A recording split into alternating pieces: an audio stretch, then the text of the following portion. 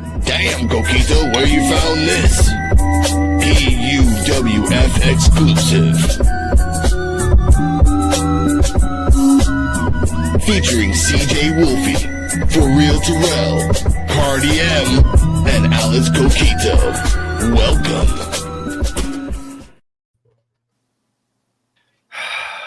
Ladies and gentlemen, you're not living in the 70s. Welcome to the PWF WWE Evolve post-review podcast. Pardon for my afro. It looks all messed up. I'm here today with CJ Wolfie and Terrell. How are you guys doing? Hello. What is going on, y'all? We are doing excellent. Yes. And Good to see y'all beautiful faces today. of course. And speaking of beautiful Not as faces, beautiful as I know. Not as beautiful as Mr. EOD 33 Wrestling Hub. How are you, sir? I'm doing good. How's everybody? Yeah. Doing great. And Yes. the Invisible Woman. As always, yes. Happy to be here. Welcome to the Evolve post review, episode 21. Season 2, technically. Season 2. Let's just call it that. Season 2. Welcome to season 2. Yeah. That's crazy. Yeah. We're making a whole new graphic and everything. Yeah. Wait, Yep. so it is season 2. No, because until Tubi uploads that stupid ass thing, we're gonna call it season 2. So. Yeah, I feel like episode 20 was. Well, they brought back the graphics back, the intro, because it's been kind of missing the last 2 weeks. I did like that. They brought it back. That was really nice. But we get the all that shit starting off right off the bat, and I did miss that because you just see the familiar faces. You evolved so much together. Yeah, but excuse me. We also find out that the announcers table is supposedly to the left when you enter the ring through the big camera, and you walk to the ring. To the left of the ring in the corner is the announcers table, supposedly, because that's what we're saying. Like, oh, we better get out of here. So, Okay, so I noticed that too, and I was trying to figure out if that's where it's at too. Yeah, wasn't it always kind of supposed to be there when they used to have the live shots? The first couple episodes, we knew it was like off to the side, like kind of to the front. It seemed like kind of near the entrance. So I don't know. Yeah. I'm trying to think. Back before they faked us out, and now they're probably doing it from Connecticut, more than likely. Yeah. No, what's up, D-Walk? No, but you Ewok. are right though. And remember, like when Callie was all bitching, she went right to Robert Stone and kind of pulled his headphone. He was there, but I didn't know exactly what corner of the stage it was. Yeah. How is it that in all the episodes we haven't seen them in any It's called any corner of the room? It's called ADR. Yeah. That's what it is. Yeah. It's genius. Sit these two guys together. Like you guys go watch the match. All right, let's watch the match because they do bring up references that's been happening lately. Mm-hmm.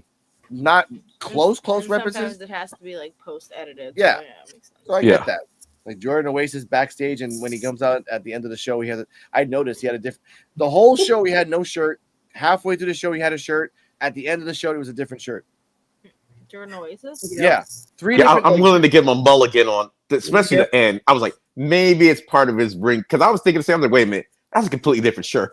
Yeah. I was like, but he came into the ring with, so I'm like, maybe it's part of the whole gear to come out. So I'm like, I might let you slide. I might let you slide this week with it. Still though, for someone who's playing like independent startup wrestler, quite bougie with the costume changes there. It's military role. Yeah, military role. Just roll them up, like be about like this big. Your t-shirts. He's right. What's in my backpack? That's right. Oh, don't. That's that button's gonna get burned out tonight. Well, ladies and gentlemen, let's start with the first match. Edris, EOE, Enofe versus Dante, Chen. Now, I don't want to. This is okay. This match was based on Enofe doing a lot of impressive moves before the match even started. I want to say this real quick. Like Dante Chen comes out, he does the tiger pose for way too long, like always. Now I'm like, all right, you done that shit for like 20 seconds, bro. Like, just come back to normal. He's not doing that yet. Like, all right, that's cool. Enofe comes out and immediately does the thumbs down and boos the crowd. And then he goes to a guy and looks at him, and the guy said he mouths it like, dude, no one was even booing you. Why are you booing us? So he just goes around. That was pretty cool. That was cool. Then Enofe goes to the end of the little stage thing. He sees the guy with a beard and he starts doing this. He's like about to touch the beard, but he's like, nope. Yeah, it's like that. Like, nope. So he runs away. Again, this little mannerism that he does is really freaking cool. He's trolling. He's booing the crowd, and people are like so confused. I'm like, what? We're supposed to do that, not you. It makes no damn sense. All right, match start. Yeah, I don't think I've ever seen that before. Yeah, I could preemptive. I've never seen it for real. that's like Seth Rollins coming out, and then like people hate him, so he just like goes to a kid and then boos the kid. Like, why? Well, it's like the kid's not even booing you. Sort of like he's not booing him yet. So I'm gonna get to you before you get to me. That's so confusing. Oh my god! He's like, you confront a bully by kissing him. Like, all right. He's like, am I supposed to do something now? Oh, Can I punch you? But like we talked offline, Enofe did a lot of like jumping, double axe handle, jumping drop kicks. Dante Chen was going back and forth, punching and really doing his craft in the corner. But in the end, when he was trying to do the en passant, which is the behind the neck, kind of like neck breaker stunner, Dante Chen countered it into a roll up, which then Enofe countered that into a roll up with the tights. Like clear cut, I'm pulling them tights to your bunghole for the 1, 2, 3. This match, for me, I love Enofe. It was a C. It was B minus because again, if it wasn't for like him preemptively booing the people and doing the mannerisms outside, and then of course the commentary just promoting his body. And now they have a phrase for Enofe. You don't have to be a star. He is the star. I like that. Just put it out. He's not a star. He is the star. And this is like the third time Robert Stone has brought that up. So I like that. For me, B minus. Dante Chen was for me. Sorry. Cardi M. For me, this match, I'll be generous and give it a not generous, but I'll give it a B minus as well. I feel like it was a standard match. Enofe's character is what really sells it for me, especially before we watched the match. We saw a clip on Instagram where he's like responding. It's like a comment thread between him and Dante Chen, and Dante Chen said, "Oh, I'm gonna break that winning streak of yours," and then it's just EOE laughing, like in response to that comment, and like now we see why that was diabolical. Shout out to Terrell, like putting that post yesterday and EOD liking it. But shout out to EOE right after, like you just said, in his car, and he puts out the post of Dante Chen's like, "I'm gonna defeat your streak," and he's just laughing in the car. Look, I'm driving home already. You lost, man. Yeah, I love that. That it's that's like a little bit of Drew McIntyre in there. It's petty. Oh yeah. Yeah. Enofe was petty for that. Yeah. No, but that's what like, I love.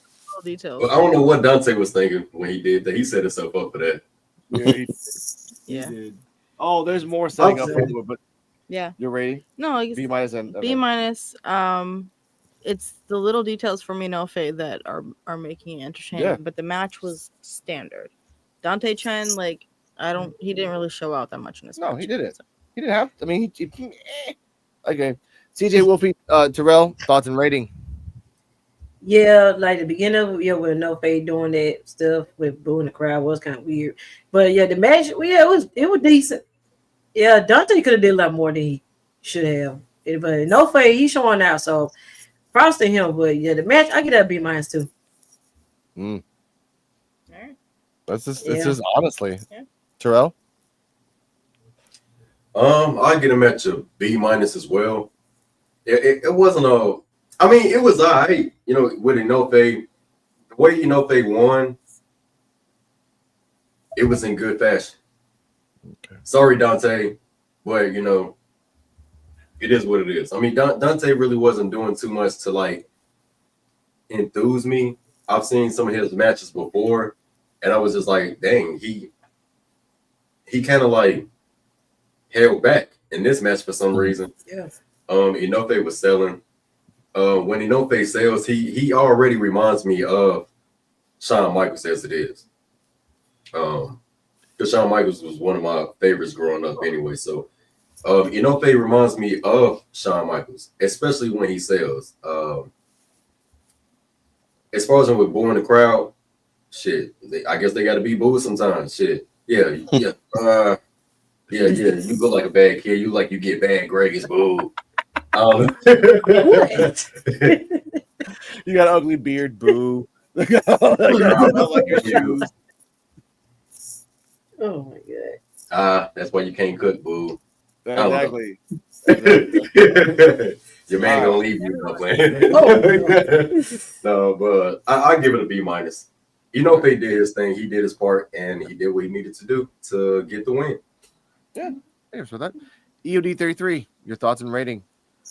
To me, I'll start with the rating first. I'm gonna give it a B. It was an okay match. I think maybe the chemistry between the two of them was off or something because, like Terrell was saying, I've seen Dante Chen matches before, and it just looked like something was off. But it was a decent match.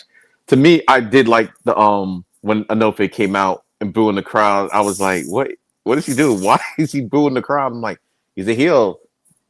You don't need a reason why. I'm like, I don't like you. I'm booing you. You don't like me. You're gonna boo me first anyway. So let's go around the crowd and start booing. It's different.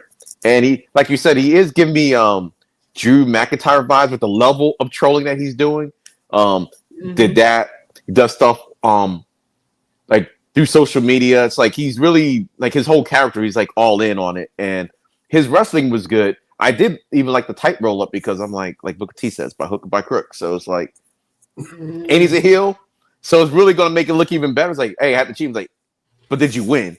It was like, did you win, Dante? No, you didn't win. So you didn't beat the streak. So I give it a B because I don't really like doing minuses too much. Only when it gets to like A's, I'll do like minuses. But it was a B. It was decent. And Enofe and Chen, there's something. Chen has got to step his game up, I think, to make it better because he could do more moves and quicker and stuff like that. He just wasn't happening last night for some reason. Yeah. So. I get that. We'll talk about Enofe at the end of the show, just like predictions of what. Again, he's 4-0. 4-0. That was when Carver was at 4-0, and at that point, you get a championship match. So we'll see where he goes from there. And see with him, and even him, like, oh my bad. Oh, go on. Oh, I was going to say, like, even with Enofe talking about, Dante Chen's comment that he made on social media and him laughing at it, it kind of breaks the fourth wall. Yeah, in a way, it does break the fourth wall. It was dope. Yeah. There's not that many baby faces for Enofe to make fun of. He can't go back to Hampton. He can't. That's not a good idea. No, the whole thing where he was like, I didn't even see the baking, like the banana bread reference initially, but that was funny. Like, again, he's going for everybody. If I could rate Enofe's character by itself, that gets an A+. Yes, just because he's putting like effort into it, like on social media, in the ring, etc. Yeah, so I love that for him. Dante Chen, not so much. Sorry. I mean, All right. Speaking of backstage, and then I told these guys right off the bat I was gonna press this button until it's dead. Backstage, he appears. He stole a win, and the dude stomped on an iguana. Where's Peter when you need them? Listen, see you out, champ. By orders of who? Don't walk away from me. Stevie, Jordan, we don't have time right now. Oh my god. I want to know what's in this backpack. Go away. Listen, Jackson, just make sure you spell your name right. Wrong button, but same context. Jordan Oasis is walking around the back looking for a tag partner. He sees It's Gal and Holloway with a beard. Yep. My guy came back. It's been a while since we literally just brought his name up like a couple of podcasts ago. We did. I was like, Alex was just talking about him like he's gonna be pleased. I'm happy, but you brought the context, EOD, saying that they were in a tournament like in real life times. I'm like, okay, it makes more sense that the tournament ended. Time to bring your ass back. Let's go. Come on. Well, his participation in the tournament ended. Because he got the double elimination, but he was in reality wrestling, so that's where he's been at. Shout out to you, Lone Sniper Wolf. Love you, brother. What up, Lone Sniper? Condolences to Hulk Hogan's family. That's what I'm gonna say. Yeah. Every single time. Anyway, after that, he tells its gal, "Hey, I know that Keanu Carver's going after all the ID talent, and Swipe Right's really thinking that they're the best. So I'm asking for a tag partner." Its gal's like, "Denied." He does the its gal. I don't remember exactly when but he does that stuff. Holloway tells him that you're a nomad. We don't need you anymore. He's like, you know what? I don't like. You really shouldn't talk to me that way. Then. And I love this, ladies and gentlemen, because I have so many clips for this shit. Then these two pop up. Chewy, the pot is hot tonight, and it's extra large. I want to know what's in this backpack. A Keurig. A Keurig is in the backpack. What? It's all gonna come together. Like it's all gonna come together. What? It's all gonna come together. They all is coming together. Adrenaline Drip pop out and say, "Hey, I don't like you talking to my friend like that. You know, you guys forgot that we all came from the ID program. We scrounged, we climbed, we crawled our way up to here. So, you know, we are trying to do something. It's Gall's doing nothing." Jordan's like, "You know what was in this backpack? Not me, because I'm out of here." So he leaves. And as that is happening, this happens.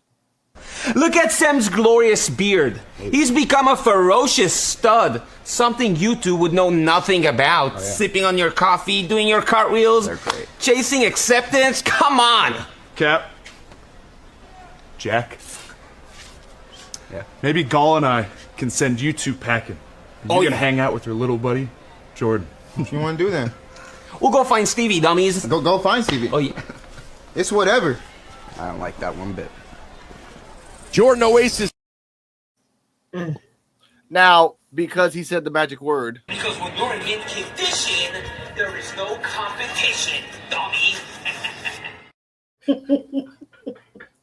Consistency. I fucking love it.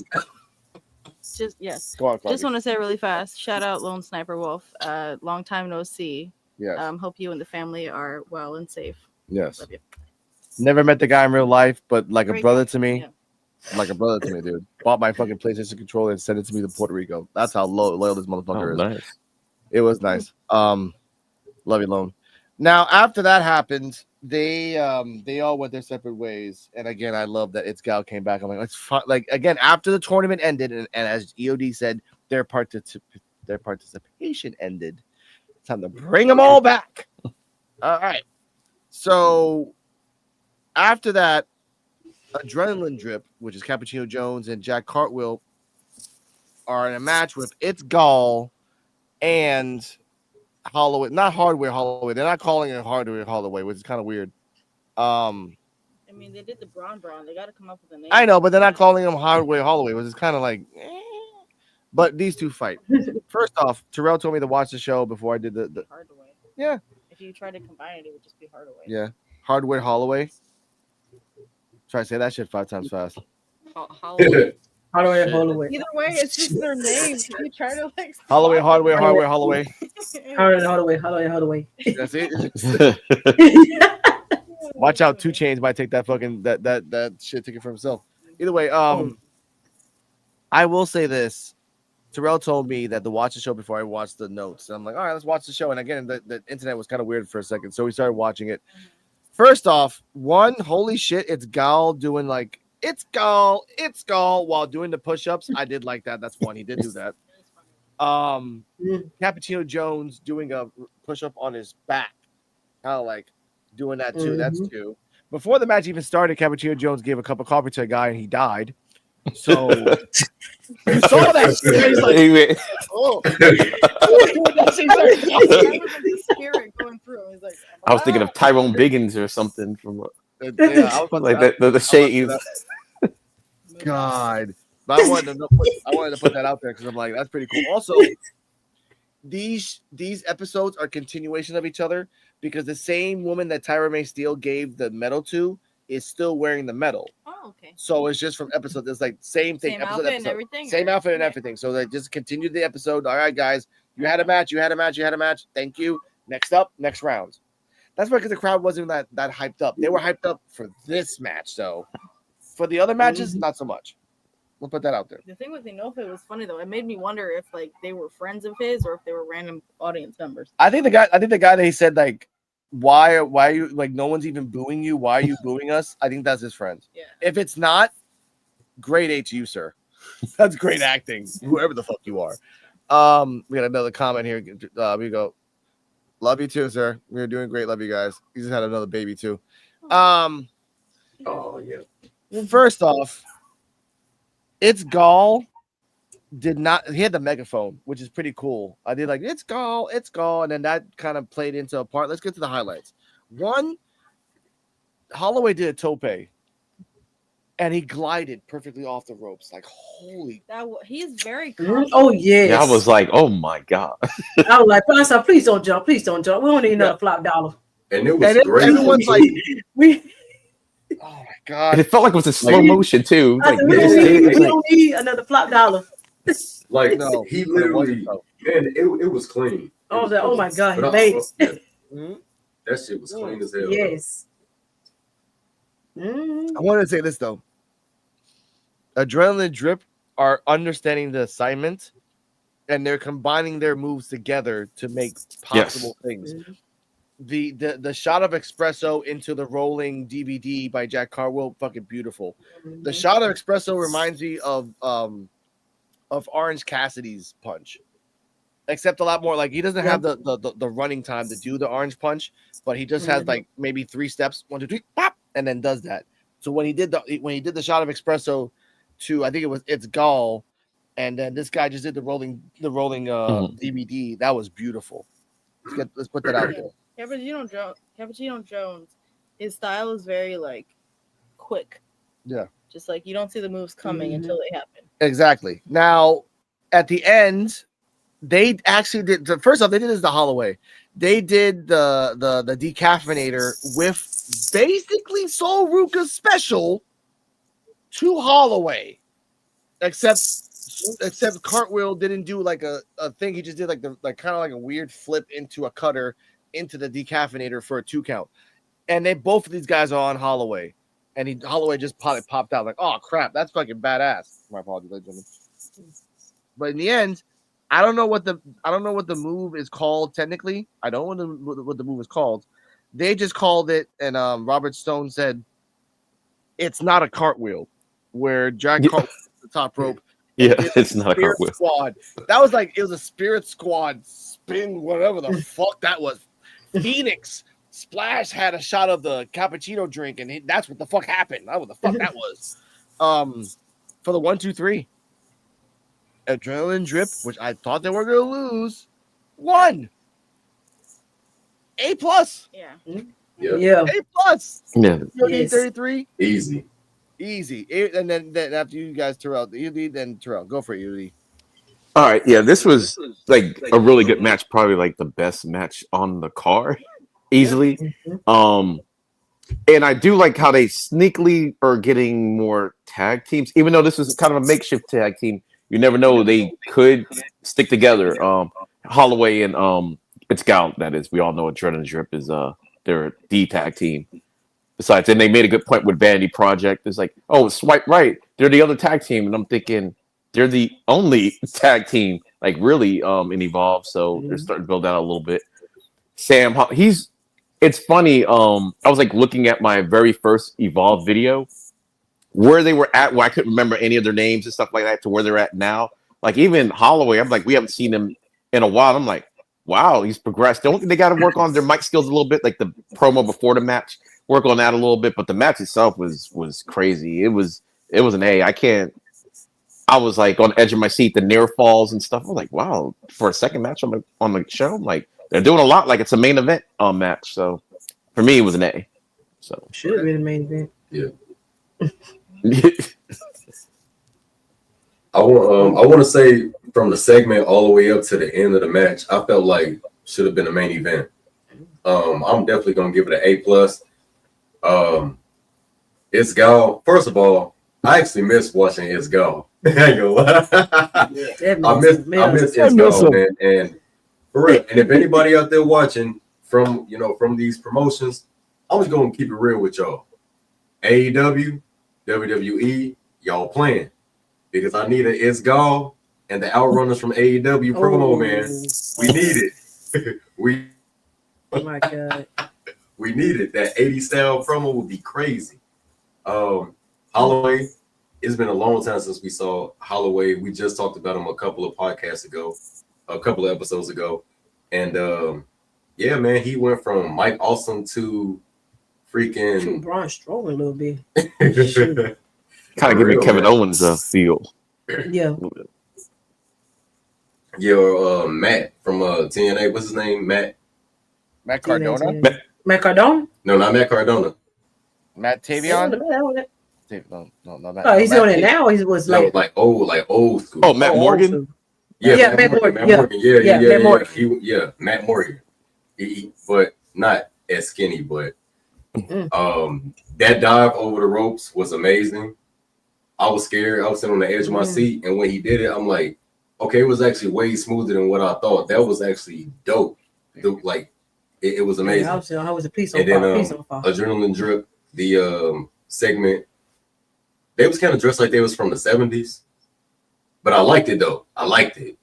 I did. But then when it came out to the ring and they're ring tired, they looked like a tag team. Well, they always look like a tag team from like that golden age 90s. Like right before 95, 90, 96 time period. But I'm definitely gonna get this match an A+ because they did their thing. Yeah, I agree. I give it an A+ as well because they showed out on this match. Like the spots on this match, the kick outs and stuff. Like it, they show a lot of action on it. So yeah, I get this A+. This is match of the night. It was match of the night. Like it should have been the main event, but then you had to like no crap to Jordan Oasis, bro. But whoever was editing this was like should have told the people like this isn't the main event. Like you know what, really? Like look what fucking Holloway did. What the fuck? But Cardium, No, I wasn't expecting the match to be like right after. Like, all right, you want to fight? Let's fight. Yeah. But I will also give this match an A+. I would have been disappointed if they lost again because they've earned their way to a win at this point. But what else? Cappuccino Jones. I'm trying to remember. Okay, here's one critique I have for Evolve. Why is it that they can put so much thought into like getting Swipe Right's name right and announcing it right, like as part of Vanity Project, and they have their own name card and everything. Why can't they give the same respect to TNT? Like we forget that they're a tag team, and they just keep lumping them in with High Rise as you know the sidekicks of Wesley. But like, no, they're a tag team. Announce them as a tag team. So that's a callback to a few weeks ago. But right. Oh my god, I'm gonna say this now. Yeah, go on. It's like if High Rise was a big company and they're trying to hide their funds, so they just call Wesley High Rise so they don't have to pay the bills.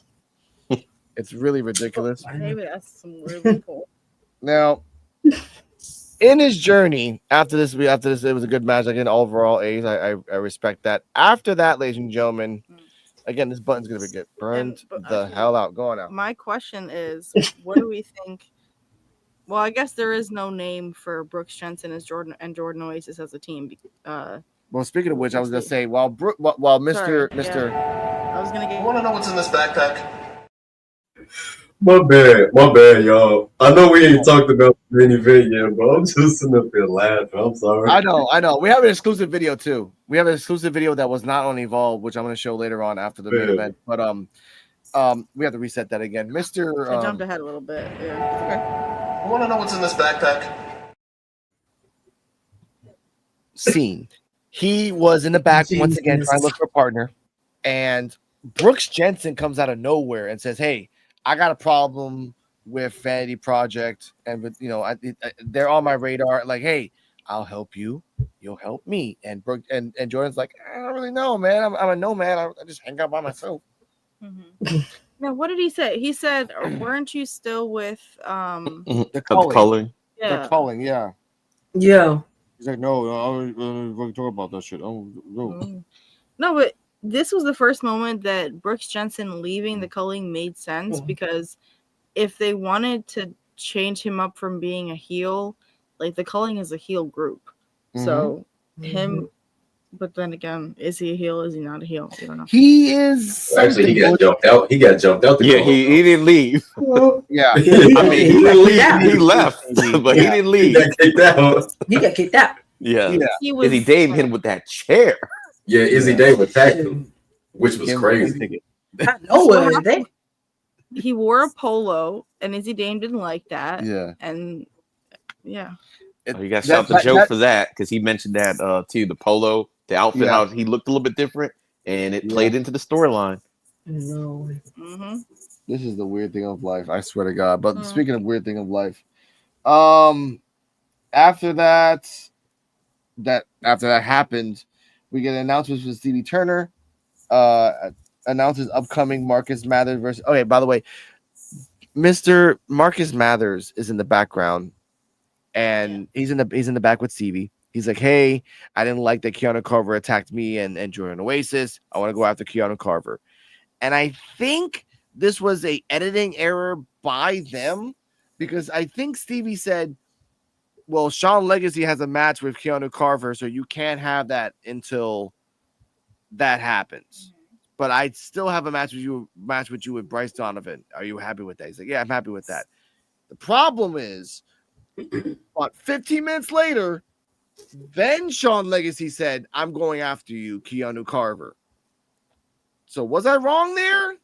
Or did I remember like Steve was like, no, it happened like that. I just thought of it like, okay, the match has already been booked. It's in the books. Now Sean Legacy's talking about, I'm coming after you, like not like I'm going to ask Stevie for a match, like it's already thing.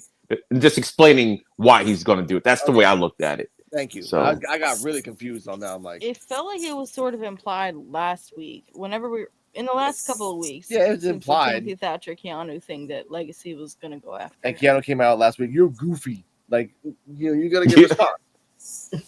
So I get that. All right, that's fine. Okay, thank you for that.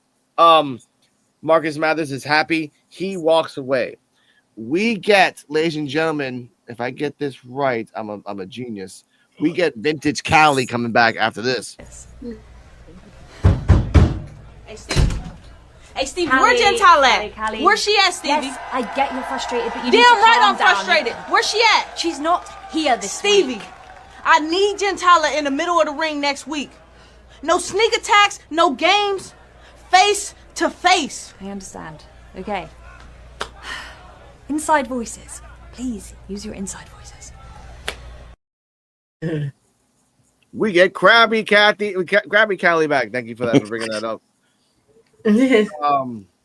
She's angry. She's pissed. She wants a match with Gentala next week, and I think they actually like put it up for next week. I don't think they actually showed it on the upcoming, but she wants Gentala. So EOD, will she have this match, and will Gentala win or lose? Because we're not talking. No, this is just Gentala doing whatever it takes, and Cali is just on a rampage mode again. Okay, the way I look at it is they never really said this. She wants her. Gentala wants a title match. We know Steel has a match as the number one contender because she won the triple threat match. So it's like, how is that all going to play out? And her last name is Steel, right? Like May Steel.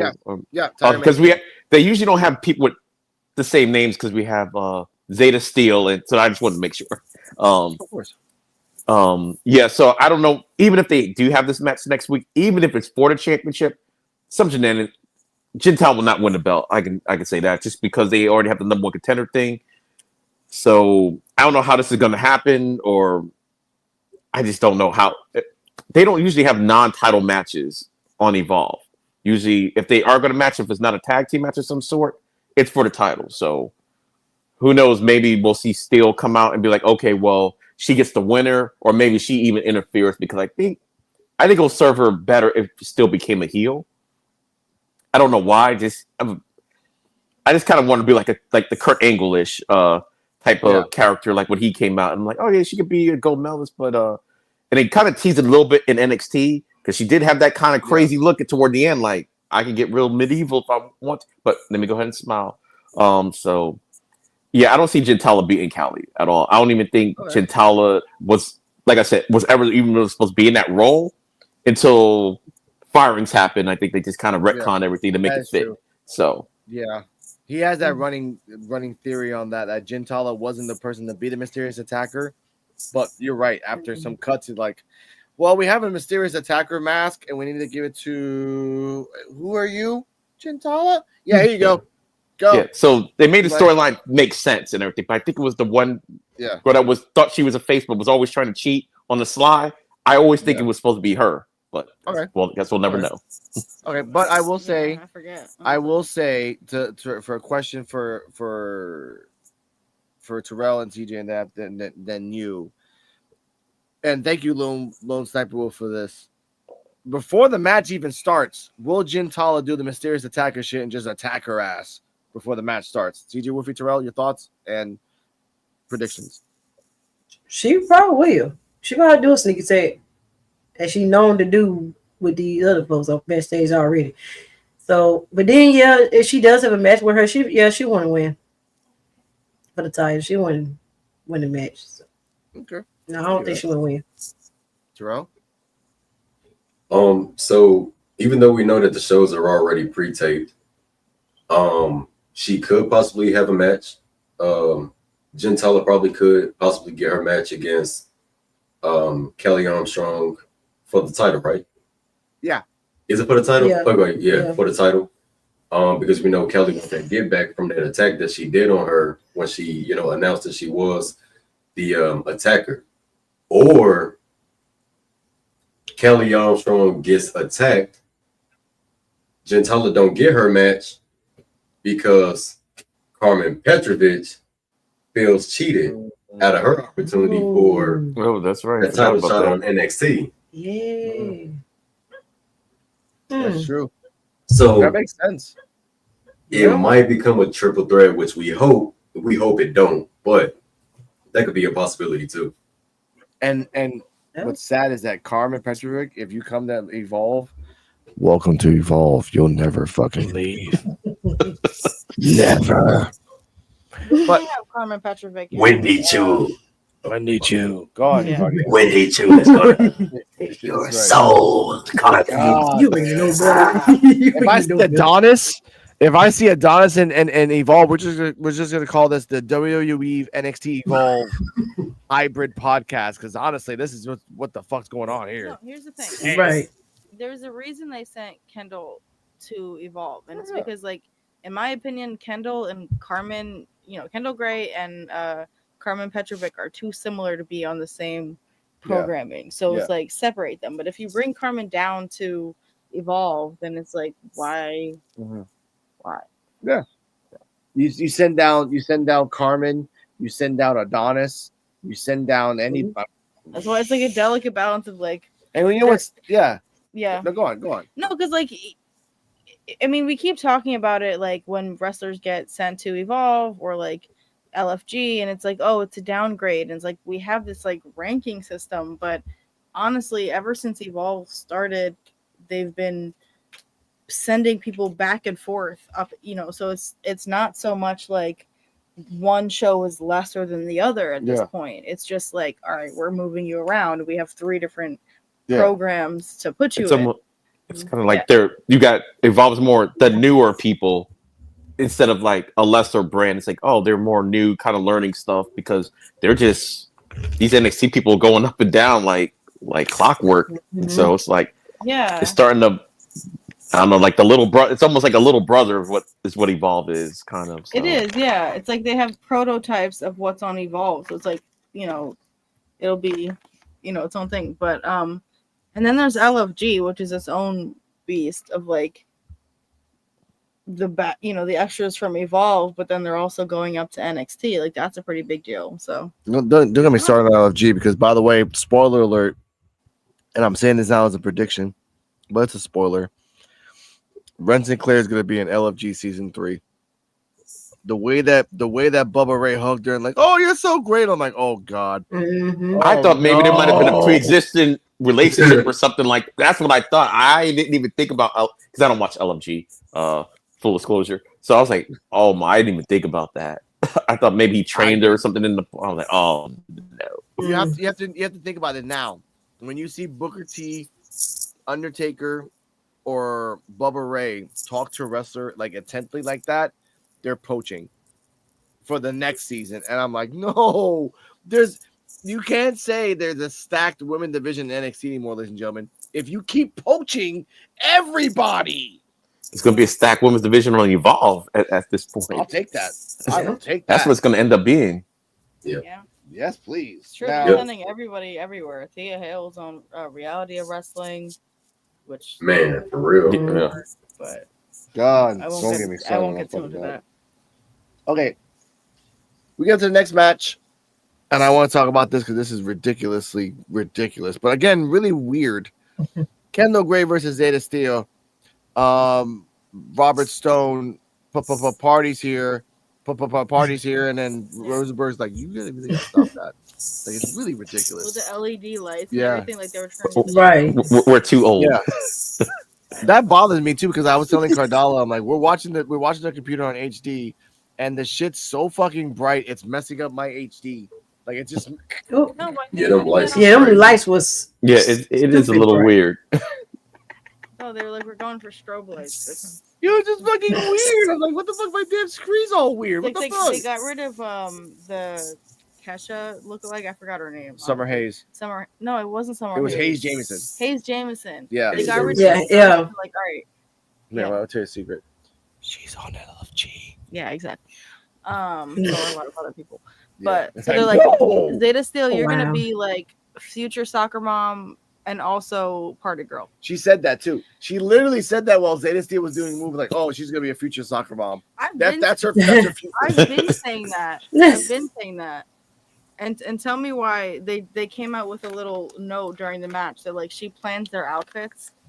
Like, Oh yeah. She is the outfit planner for Vanity Project. Yeah. Which is like the same clothes every week. This is laziness. They wear the same. The only one that doesn't wear the same thing is Bryce. Florida attire. Yeah, Bryce wears something different every single time. They wear the same white button-up shirt that they never rich button. people Florida attire. That's the boy band look. That Orlando boy band look. So Yeah. And the commentary, how he was going on about like Swipe Right being hard workers and how like some comments about like their sheets and That's main rich event. people. That's that was main comment. That's the main event. That's the main Okay, event. Sorry, yeah. Kendall Gray Things mixed up. said in the comments about paraphrasing here. You cannot understand confidence through mirrors and makeup, but through sweat and scars. It hit me when she said that. I'm like, damn, that's fucking true. Like, you understand life through sweat and scars, not through makeups and mirrors. But then Robert Stone said, well, that's kind of fucked up because Zeta Steel is more makeup and mirrors. And she's liking that. And she's happy with that. Peter Rosenberg brings up the fact that, okay, yeah, she wants to be in the main title picture, but she has to get wins. She doesn't win. She talks a lot of shit, but she never wins. She has a 1-4 record. It's been episode 20, ladies and gentlemen. We don't do the math by making it up. We look at the math by what it is. You win one. You did your old little like booty adventure with Nikita Lyons. That didn't pan out, did it? Nope. So yeah, you laughing, EOD, because you know damn well it was no, I know just the phrasing of it was funny. I was like, and now you're back to Swipe Right again, doing nothing. Nothing. Guess what? Aria Bennett is hurt, so you can't use her to win. Because that's the only person that I've noticed consistently that everyone has beat. Aria Bennett has a 0-5 record. Oh wow. She lost 5 times? 5 times to everybody. Wendy, Callie, Zeta, Layla, and one other person. I didn't keep track of that. I do, because it's just the numbers. Pennsylvania too, so. Yeah. But in the end, I want to put this out here. While the match is going forward, Kendall Gray puts the straps down. She's freaking pumped up. Wendy Chu pops out of nowhere laughing her ass off. Zeta Steel tries to do a roll-up. Basically a move to get a pin. Kendall Gray counters into a reverse Ronnie Straw cradle. It was reverse. because she was on the other side of the body while holding it for the 1, 2, 3. Post match, Kendall Gray goes outside and questions and asks people where is Wendy Chu, and the crowd basically said, "Yeah, she's right there." Like she literally went right there, and then like, she's like fake, like pulling the thing, like, "Oh, I don't see her," like, and they're like, "No, she's right there. She just went under the ring. Just open the thing. What's wrong with you?" And I said that too. saying it doesn't work with 50 people, but it's too loud. People will hear what they say.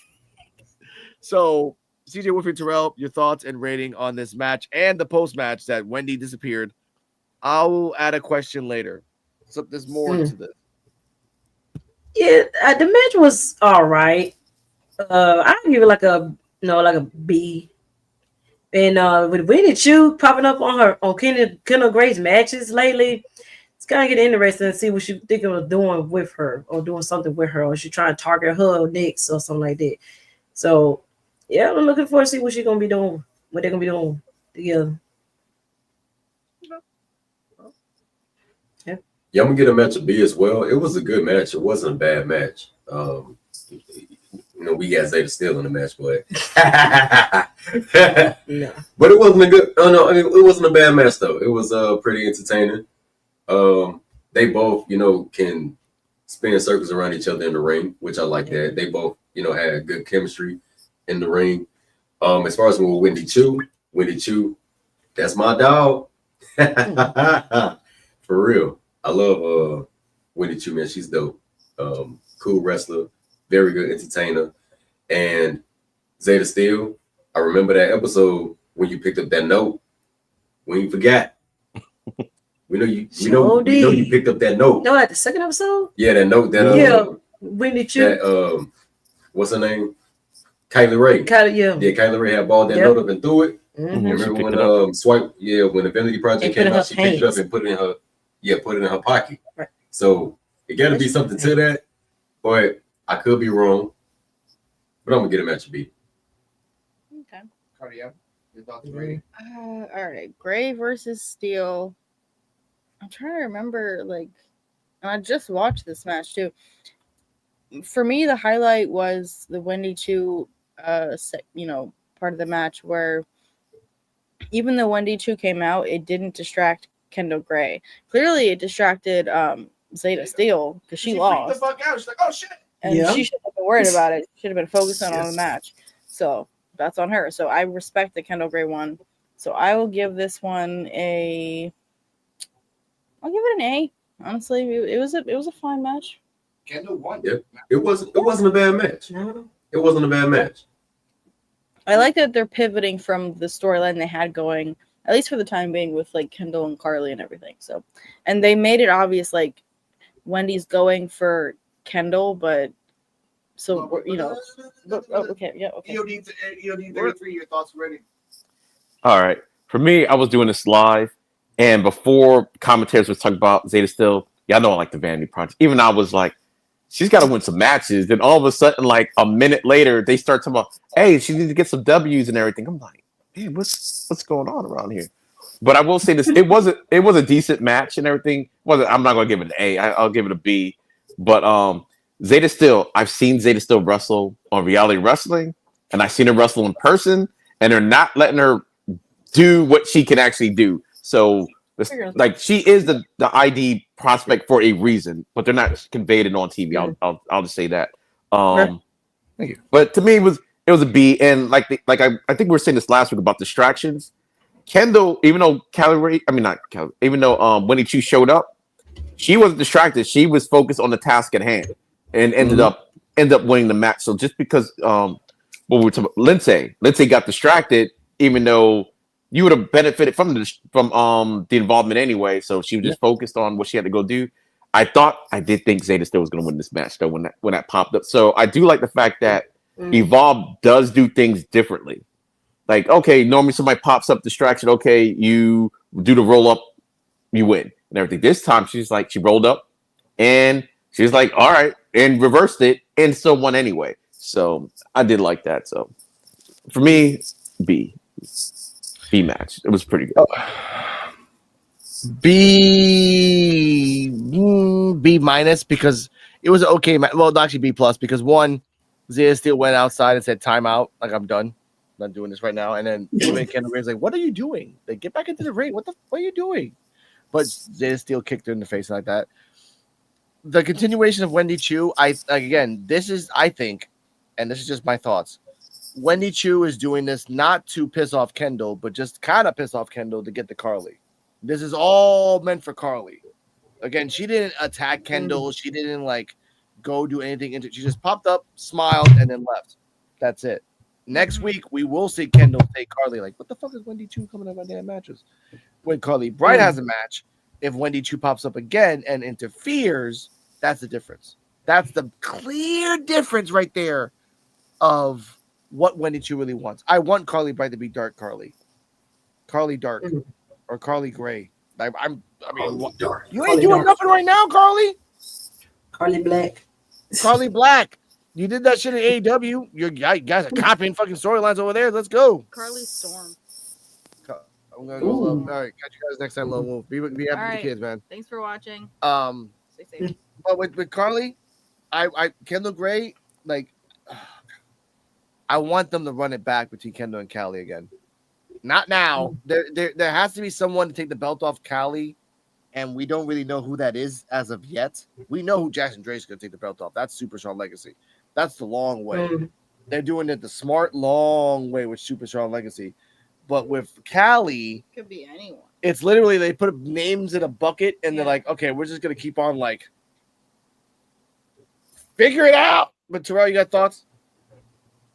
Carly, accept Wendy Chu as your savior, and allow the powers of melatonin to help you sleep. Oh shit! I got a button for that. Hold up. Powers of melatonin.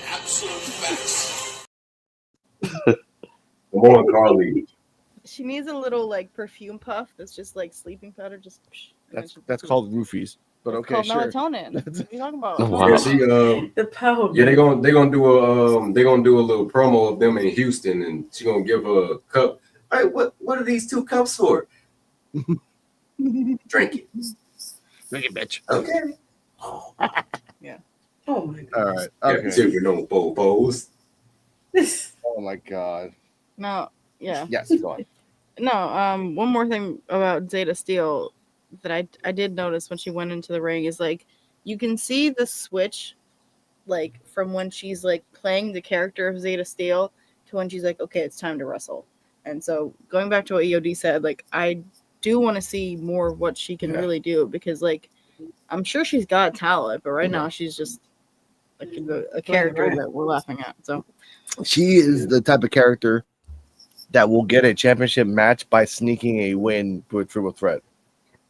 That's the type of like I'm gonna sneak my way in. Yeah, Triple Threat, and if she shows off her wrestling prowess against Callie is gonna be the measuring stick on what you can do right now for the Women's Championships. They still step it up, but I don't think Zeta is gonna have the belt for like until next year. Until this weird season 4, the freaking writers are on acid and they don't really care. Like that's that type of season. That's over there. But sometimes too, like WWE, it's not the fact that the superstars play around because I've seen probably one Zeta Steel match in ROW if I'm not mistaken, but they don't. WWE wants superstars to play it safe because even when Ricochet was in AEW now, we've seen him do stuff that he has not done in WWE. Hell, even John Moxley was like, he was tired of being Dean Ambrose because, Dean Ambrose's dream was to be like Terry Funk and Sabu and Mankind. So as John Moxley in AEW, he was able to do that. He was able to go to ultra violent wrestling and fucking get through barbed wire fucking objects and shit. Couldn't be me. Yeah. It's entertaining to watch, but nah. And my favorite, and the sad thing is, my favorite belt is the hardcore belt. Oh. No, I was thrown on the windshield of a car one time, but that was just for shits and giggles. But yeah, man, I say I don't know. WWE just want people to be safe, like execute stuff, but just be safe about it. I guess I don't know. Hell, even Vincent don't even do the backpack. Oh yeah, that package power driver. Yeah, he don't even do that. Yeah. Well, Kevin Owens was kind of doing it. Was this forbidden? Well, it was just for story. With Kevin Owens, it was just part of the story. But that was actually Penta's finisher in AEW and the other promotions too. Yeah. Okay. Yeah. I respect that. Now, speaking of weird things that's happening, after that, right here, we have a Shawn Legacy promo, and I'm just gonna let him talk. Wait a minute. Wait, hold on. Before that. Go on, Yodi. You're not going to talk about the post match for yeah, with your boy. Oh God! Oh God! Okay. Oh yeah, I know. Son of a bitch! Not you. Okay. You did comment that he. No, I know. Okay, first off, different clothing. Okay, here's the thing though. Thank you for this EOD. I was gonna give Chewy a pass because he got really butthurt over the comments, but here's the similarities between one and the other. This is the clip between Chewy, Cappuccino, and Jack Cartwheel. Chewy, the pot is hot tonight. It is extra large. Now, we did talk about Chewy and the fact that he does wear the same denim jacket over and over again. He did wear a black jacket with a gray shirt and black pants. What a surprise that the same black jacket, gray shirt, black pants was worn with Kendall Gray today. But I'm not going to crap on you on that, sir. You are very sensitive on your clothing. Again, I will respect you on that. Perfectly. This is where I'm like, it's perfectly reasonable if you work this type of job to have just the same outfit on repeat in your closet to wear to work. Like, I'm not going to crap on his clothes anymore. I mean, again, it's just there's an invention called the washer and dryer, so I'm like, you can wear the same stuff again. I have no problem with Chewy's clothes. That's never been my thing. So. But no, it's the fact that he replied on Instagram. It was like, oh, I have like 20 of the same thing in my closet, and I'm like, that. Yeah, I said that before he even came out and said them. Like, that makes sense. We both thought it was like a Steve Jobs type of thing. You were just saying that like a week or two ago. Yeah, like last Steve week. Jobs, he always had the jeans and the black shirt. Yeah, and guess what? I had like a signature look. Yeah, that look. Everybody know what it is. Oh, that's Steve Jobs. I mean, it makes me wonder if it's like because of the way they film Evolve, and it's like, all right, we just want you to wear the same outfit, so we don't have to worry about like discrepancies in filming or something like that. So it's like either something that he has to do because he works on Evolve, or a personal choice of like, but then my uniform. Like when I worked at Target, I had several pairs of khakis and red shorts in my closet because that's my uniform. And I get that, but here's the funny part: like if that thing applies, then why the fuck did Jordan Oasis have 3 different clothings?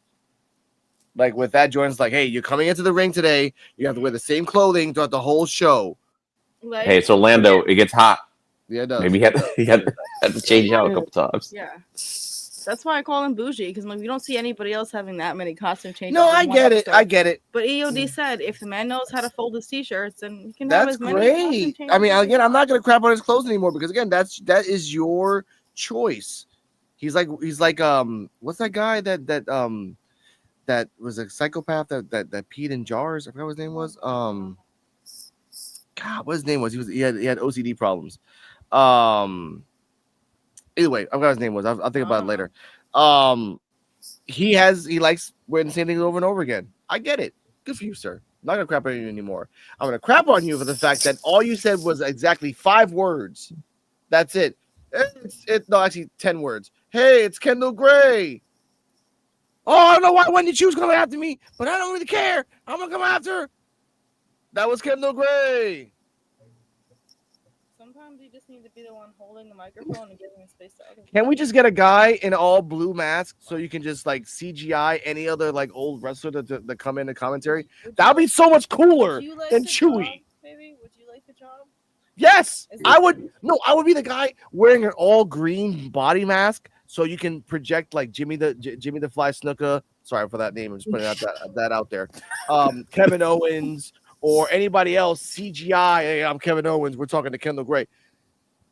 Chewy, you ain't doing shit but saying 10 words. I think that's the rule because I think Alex wants to be the announcer. No, I just want to have a good announcer. We need to have a match between Alex and Chewy.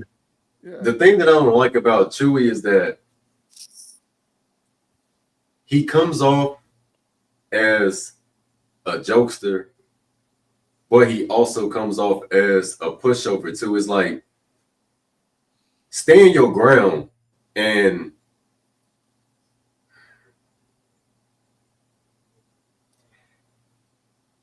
command the room. Command the room. You're the interviewer. Command the room. Like, hey, Kendall Gray, I got a couple of words for you. Can you come here for a second? If they say no, all right, cool. Well, she didn't have any words to say, but she just beat Zeta Steel. That's all. Well, let me tell you something, Mean Gene. Let me tell you something. Wendy Chu interfered in my match. I'm upset. Yeah. Reese is coming out. Oh yeah. No, but Chewy, like, maybe this all goes back to when Vanity Project bullied him, like the first beginning few episodes. Like They said that he smelled.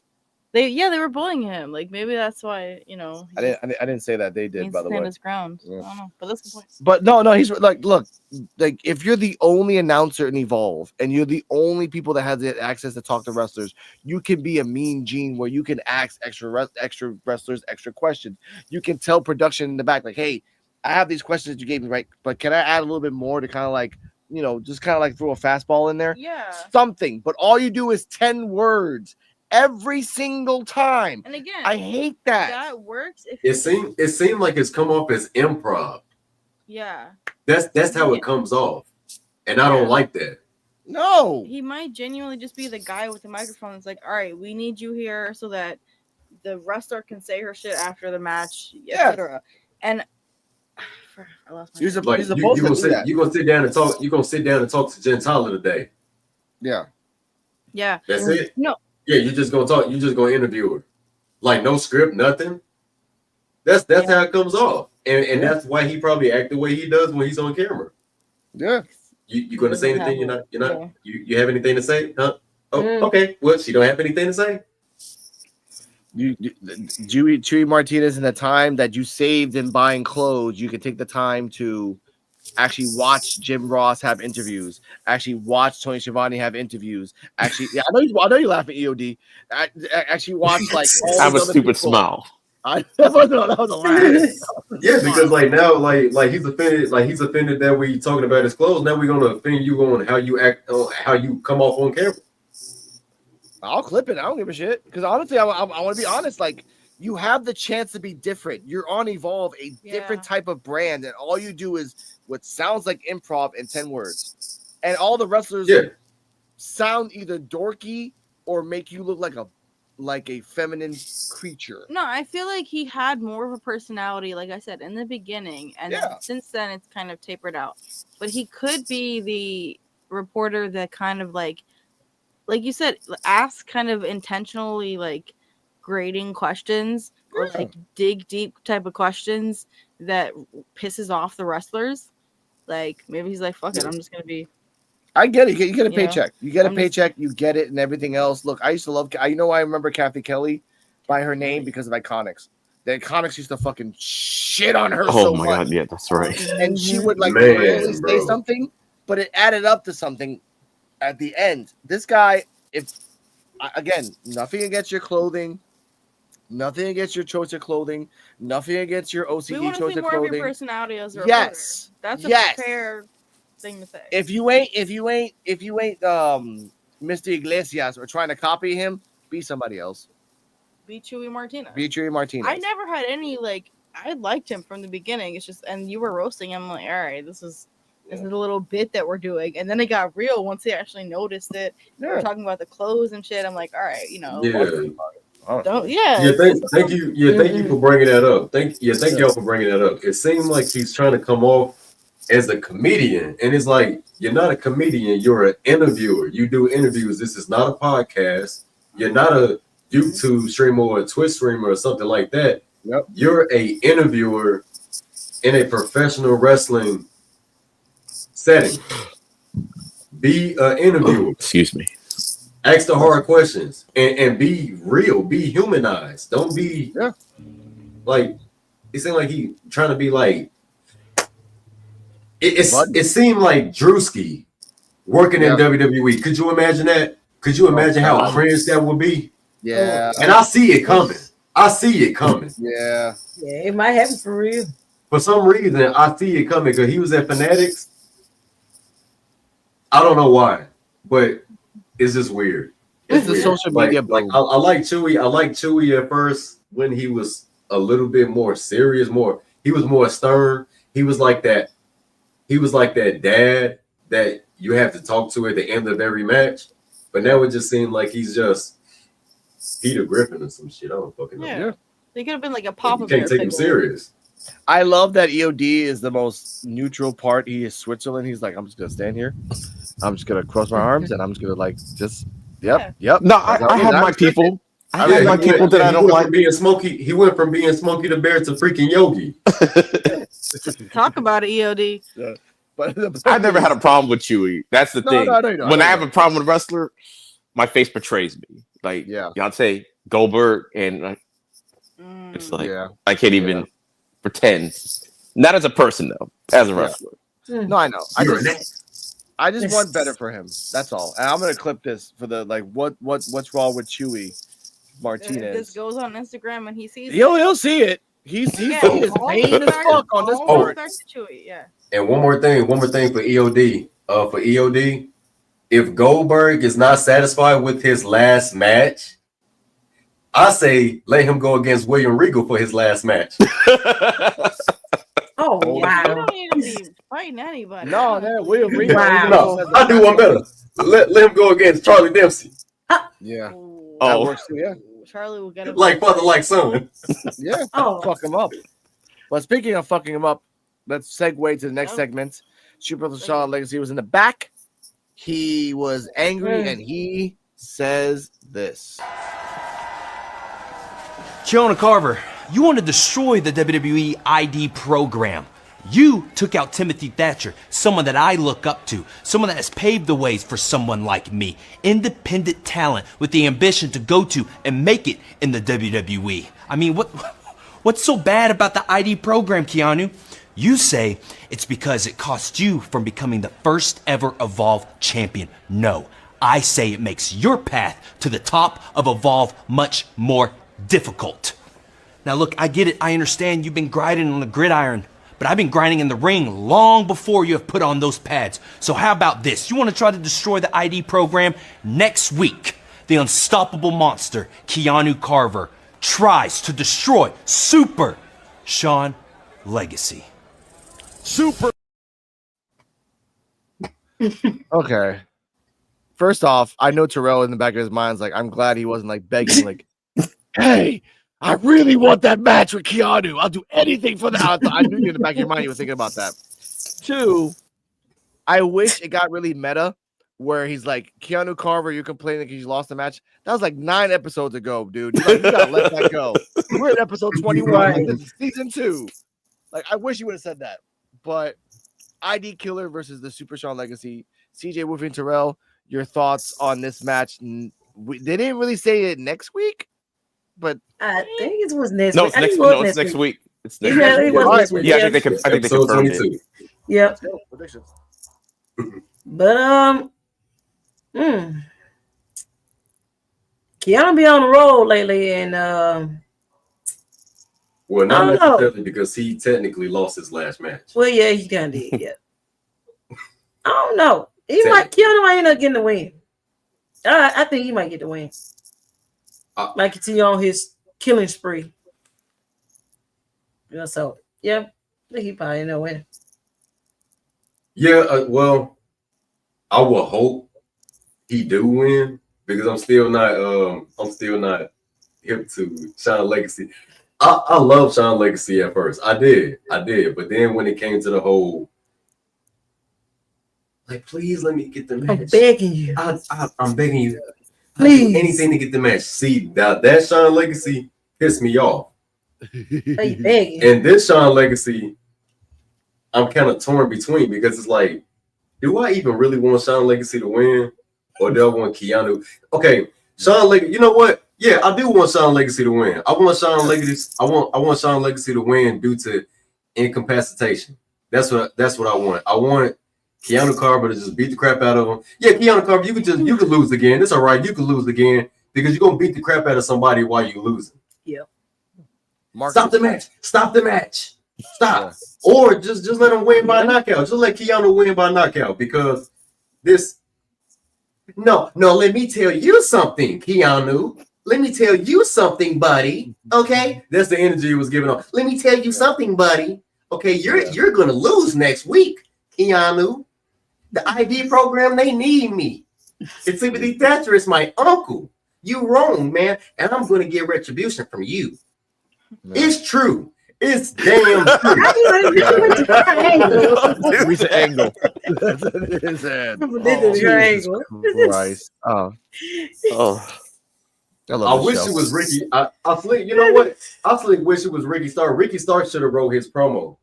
Oh, he would have. Ricky Starr should have wrote his promo. Well, let me tell you something, Keanu Carver. You think you're gonna beat me in the ID program? And after what you did to Timothy Thatcher, well, guess what? I got something coming for you, sucker. Yeah, it's more or less like that anyway. Because honestly, we need something. Wait, like too soon. Oh my god! No, I'm not. I was gonna say something, but never mind. I was gonna say something, but never mind. I know, but you brought up the sucker part. Here he comes. Dynamite.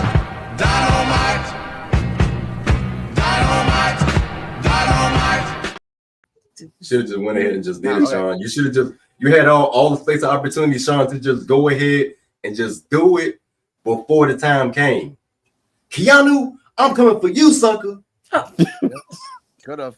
Now, Cardi M. Jamar Hampton's gonna come on. I miss Jamar Hampton. He needs to come out in the next couple episodes, honestly. Yeah, where he at? Where's Jamar at, man? Involved. Come on, Black Dynamite.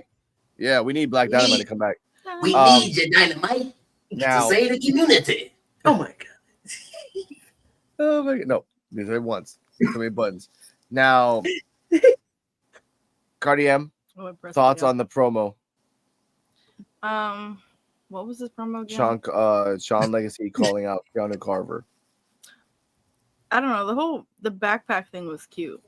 Something about the fact that he had his backpack on was just. But I don't know. He was defending the ID program. I don't know. He was defending the ID program because it's like there's already Jordan Oasis with the backpack. So like, everyone's backpacking now. Yeah. Like, oh, we don't have enough money. They pay us less. They're really just pushing the fact that look at you next to me. Yeah. Looking like a kid talking to his elementary bully. Yeah, he the shirt felt like his mom bought him that because he had saved the money, so he's wearing that for like on Monday. He's like, it's cool shirt. It just felt like I'm going to stand up to my bully, and it's he's like in 8th grade. I'm 17. I'm like, how the fuck are you 17, motherfucker? Damn. Oh man, yeah, all one. You think you're gonna beat me? You think you're gonna beat me? No, I'm gonna beat you.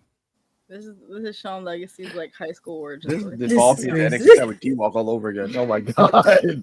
Jesus, talking to you, D-Walk. No, but this promo was good. Like you said, it was kind of predictable that he and Keanu were gonna fight. So I'm ready for that match. Okay. And we'll predict that after EOD 33. Your thoughts on this promo? Oh, to me, the promo is okay. Like what they're gonna do with him after this depends on what they're gonna do with Sean Legacy, because he's either on this path of becoming Evolved Champion or going to NXT. And right now, we still don't know what they're trying to do because he's clearly like one of the major stars on Evolve. The way he gets pushed, everything, the promotions. But we don't know what they're going to do with him because sometimes it look like, oh, he's actually maybe too good to be the Evolve champion. So he should just go straight to NXT. But then we all knew this was going to happen. I didn't think it was going to happen so soon with Keanu Carver because, the timeline and everything gets condensed. He probably should. It's like Sean Legacy does to me need a win. I don't know why. I think he needs to come out on top of this storyline. If this is going to be the end of the storyline, he needs to win this one. So that way, either he's going to be going at the Evolve Championship because I beat him 1-on-1, or you're going to put him to NXT. It's like, okay, I beat Keanu Carver. In any scenario, Sean Legacy needs to win this match and everything for either direction they're planning on going with him, just to make him look like strong. So, and Keanu Carver can take the loss because depending on how he loses, he can take the loss. It'll be all right. Who's going to check him at the end? So, that is true. Yeah, and it already seems like yeah. Go on. Oh no, that's so his promo, his Sean Legacy's promo. Do y'all remember WWE? The WWE episode of South Park. Oh, I don't remember exactly. South Park is getting that's how it came off. Mm. It came off as a South Park parody. Like, is he being serious or is he not being serious? I will say this and everything. Remember Braun Breaker at NXT? His promos are a lot better now than they were back then. Like, Braun Breaker was like, I was like, I know. Then he became a heel for a little bit. Then he did the comedy stuff, and it was like, now he's on the main roster. Now it's like, oh, he put it all together. So I'm like, eventually they'll put, because throughout the episode, all the backstage segments seemed like it was, except for Jensen, it kind of seemed like it was kind of rehearsed. Like, they just gotta get the delivery. Even Callie Armstrong, it's just the delivery. Once they start filling their WWE character, because I will say, I'll just say this now because I think later on, your boy Bryce Donovan live. I'd never heard him talk so much in my life before, but it was awesome. It was awesome. He was talking trash the entire damn match, and I was like, he could talk. Like, he has a voice. I would love to see I was like, it was. I was like, oh my god! I'm like shocked. They even put him on commentary at one point. Like, he's actually a good speaker, but he don't speak in Evolve. It's no, he just does this. Yeah, he just does this all the fucking time. Puts the V's up. Yeah. He was fighting Cappuccino Jones and talking mad-ish the entire match. So good. Which I'm glad you were safe. I saw the clip where they like kind of like toped into you. That was like really like, oh yeah, that was kind of cool. But my face at first, I was like, oh shit. But they know what they're doing and everything. It wasn't like, I don't know, it's like a planned land. I'm like, oh, this didn't hurt at all. But I respect that. I respect that. Let's move on to the next thing. This was pretty cool, but I don't have respect for it, but it was really cool. 117. All right. Chantel Monroe talks about Kylie Ray. Why are you in my business? Honestly, you know, I understand that you're just really sad. The excellence and perfection doesn't really take losses well. You can deal with the losses, but I can't. You know, I will look pretty while you just be sad and alone. So we have that next week. Possibly. I think it was next week. Yeah.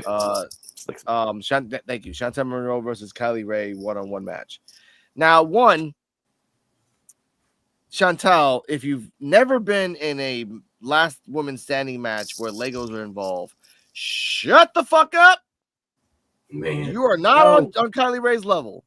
Respectfully. Let's just I love your ego. Let's just bring it down to 7. It's at 11. Bring it down to 7. She'll have to cheat to win. My predictions on this match, she'll have to cheat to win against Kylie. Doesn't make any sense for Kylie to lose. She literally fought Wendy Chu. Then before that, she had a 4-way elimination match. Then before that, she had like match after match after match. Literally had Legos lodged in her back. Like, it's a reason why people cringe when they see Lego blocks. It's got bias, man. Like, jeez, it hurts. That's PTSD from being a parent. Yeah. So imagine Chantel Monroe, but just having little siblings. Shoot. So seeing this, I'm like, Chantel Monroe, you better cheat to win because there's no way you could beat a veteran. Indie darling of the vet. Yeah, because she's a veteran. She's done every single match you can ever imagine times 3. Man. So you are a person that's never done a hardcore match, triple threat match, last woman standing match, ladder match, I quit match. Kylie has, and with a smile. So I want to see either Chantal cheating to win or Kylie snapping and just like, if Keanu Carver can lose by disqualification, why can't Kylie Ray? choke her ass out, and then like you gotta let it go, let it go, let it go, let it go. Oh, you're not gonna let it go. Reverse the decision. You lost. Fuck it. But EOD 33, your thoughts on Chantel's promo and the prediction of Chantel versus Kylie Ray next week? I thought it was a good promo. Because she is a heel, she should be super confident. And I do like the fact that the Wendy Chu Kylie Ray storyline is over. So now we're in new feud. So I do like that. And the storyline behind why Chantel is feuding with Callie, it makes sense. Like she cost her the match. Well, I mean you lost, but technically she cost her the match for getting into the championship in the first place. I mean she didn't quite cost, but she beat you. I mean that's what she did. She beat you. But so she don't like it for that. The fatal, the triple threat match. What was it last week or the week before? Beat her in that. So it's like you're in her way. She wants to be champion, and the person that's stopping her at every turn seems to be you. So she's got a problem with you, and the fact that the whole Wendy Chu thing that was going on, and she smiles a lot. So she's like, look, you might. I mean, she's not a loser, but that's basically what she was saying, that the lady's a loser and everything. And I like it and everything, and I think this will be a good test for Chantel because she's really good. She's really good. So going up against a vet and everything to kind of, sharpen her skills and everything, I think it's a good match. And I do think Chantel needs to win more than Kylie Ray needs to win. Yeah. So Chantel needs to win. And I don't think it'll, like you said, I don't think it'll be clean, but winning is winning. So. Yeah. She cheated before. She's cheated before? No, she's a good wrestler, but she will cheat. When y'all said something about the perfume, she should, like, since she's got the mirror and everything, she should kind of cheat with something that's what her gimmick or what. Maybe hit her on the head with a mirror or something, or perfume in the face. I don't know. That would be kind of cool. Like you said, with a melatonin. No. Somebody else. That's when they. But thank you for bringing that up. Like during the promo, they used like Blake Monroe's background, like. I'm like, where the fuck did that sound come from? Look at herself in the mirror. Fucking you, Blake Monroe. Damn, they might have to change. They might end up changing their gimmick because of that. I didn't even think about that. I hated that. They're not going to change Blake's, so. Of course they're not. So that means somebody's gimmick's going to have to go. Maybe. Oh my god, I did not. That's the thing. They seem to have like duplicates on Evolve and NXT. Like Layla Diggs is like is the Kaylani Jordan of Evolve. And so on and so forth. Like everybody is like upgraded version of Jada. Like you're gonna use this. You kind of see like this person, so you're just gonna. And by the way, it works for the men too, because like Holloway is the Briggs of the future. He dressed just like Briggs before the match. Black leather, black jacket, black. I'm like, yeah, that's Briggs. Keanu could be, for real. Ova's place, but then Jasper already took Ova's place. So no.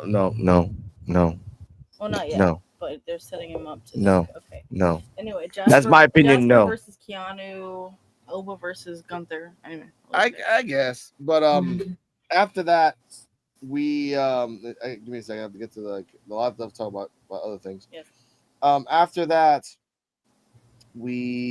after the Chantel Monroe thing, we get to the main event. But before that, I want to make sure we get exactly to the main event. Yes, we actually get to the main event. Swipe Right versus Jordan Oasis, which I'm sorry to say this, sir. I gotta press this button. There we go. What's over here? There it is.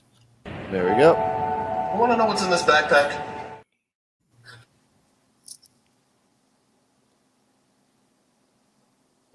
Is a partner is in this backpack, sir. So Brooks Jensen and Jordan Oasis versus Swipe Right, and with Bryce Donovan and Jackson Drake outside, not interfering, not once. I do like that. They commentary talks about Swipe Right and the fact that they don't really treat Robert Stone like a doofus. I did like this brought up. One, whenever they bring up Swipe Right, all Swipe Right will comment on their Instagram. Whenever they bring up a new product that Robert Stone's trying to promote, Ricky Smokes is there automatically promoting that shit. Okay. Like they really heavily focused on Robert Stone's Instagram and how he affects Vanity Project and Swipe Right on that aspect. I'm like, oh, that's pretty cool. You're bringing in and he actually is true. Robert Stone, every time he has a new product, Ricky Smokes always comments on that. Ever since this whole Evolve thing started, I'm like, you motherfuckers. Breaking the fourth wall. I like that. Jordan Oasis forgets what a tag team match is. Brooks Jensen does not. Jordan Oasis had chances to tag Jordan had had time and chances to tag Brooks, but he did not. He kept trying to do a special, the little flip over the rope. He didn't want to listen. At one point, Brooks got hit and he fell to the floor. Jordan went to the corner to tag Brooks, and he wasn't there, which pissed off Jordan. At one point as well, Brooks was in the ring and wanted to tag Jordan, but Jordan wasn't on the outside, so he couldn't tag Jordan. So both of them had miscommunications while the match was going on. At the end, Brooks is like, "Here's my hand, tag me. I'm right here. Tag me." Jordan's like, "No, I'm just gonna do my little like senton flip on the ropes thing because I feel like it." And because of that, he couldn't even tag Brooks. And the commentary is like, "Oh, well, you just did that move. You can't even tag your partner." He couldn't tag or pin. He could have made the pin and won. You didn't do it. You should have tagged your partner first. Brooks is like, "You know what? Fuck this shit." Went into the ring, double clothesline, swipe right, dragged his partner to the ring, tagged himself, did that little double clothesline shit, went back to the corner, tagged himself out, and said, "You know what? I tried to be a tag partner, but you know what? No, thank you. I'm going after him. Bye. Deuces." And they fucking copied the Bobby Roode fucking Perfect 10 storyline from NXT 2017 when I forget what his name was on NXT. It was in so fucking long. When he's looking at Bobby Roode, he's like, Bobby, why are you running away? Bobby. Verbatim. And then they attack him, and then he loses. Same thing happened. Brooks, my baby boy, Brooks. They're not cool like that. My hotel buddy, Brooks. We were supposed to share a hotel. We were hotel, Motel 6. Yeah. Anyway, they do the professional motion finisher for Jordan Oasis for the 1, 2, 3. Brooks just leaves. And Swipe Right and Vanity Project are like, that's Brooks Jensen. Yeah, Brooks V's up, and they just look at him, and Brooks is looking at Jackson, and Jordan's looking at Brooks, and Swipe Right are looking at the girls in the side that don't look at them, so they're just looking at nothing. CJ Wolfie Terrell, your thoughts, rating of the match. We'll talk about the special video that I'll put out later, but your thoughts, rating, and predictions of Jordan, Brooks, and Jackson. It was okay. I get a match like maybe a B minus. And I already knew Bruce Jensen going switching up on him later in the match in a way. I see that coming. The way how he looked at when they got done with their interaction in the segment before the match. So yeah, with Jensen trying to go after Jackson Drake, it's interesting. He didn't get the title off of him for sure. But yeah, they're interesting to see. And yeah, I'll get the match B minus. Yeah, I get a match a B minus as well. Jordan Oasis was just being a ball hog, but couldn't get the shot, and Brooks Jensen, I mean, he that's how I know Jordan Oasis really, don't have a TV or anything. Like he's literally a nomad. He would have known that Brooks Jensen has a short temper. He has a short fuse. Like he ain't wrapped too tight. So like in the midst of, if he feel like he can't rely on you, he might just leave. And that's what he did. Like it happened so fast. I was like, wait, what just happened? Oh man, it was hilarious. But Swipe Right, they won, and that was that. As far as with Brooks, I don't think Brooks is gonna take the belt off of Drake. I mean, he might. I don't know, but I don't really see him being one that can beat Jackson Drake for the title though. So Jordan Oasis and Brooks might end up having a back and forth, and probably having a one-on-one, trying to probably go after the belt or something.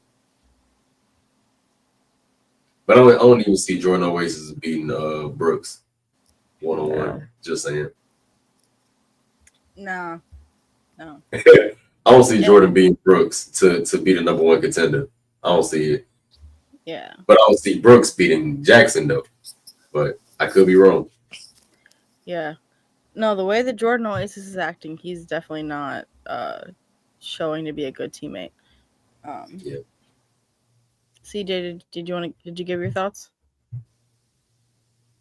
What's your rating on this match? Yeah, she did. Wait, she did. Okay. Yeah, she did first. Yeah. Oh, okay, yeah. Okay, sorry.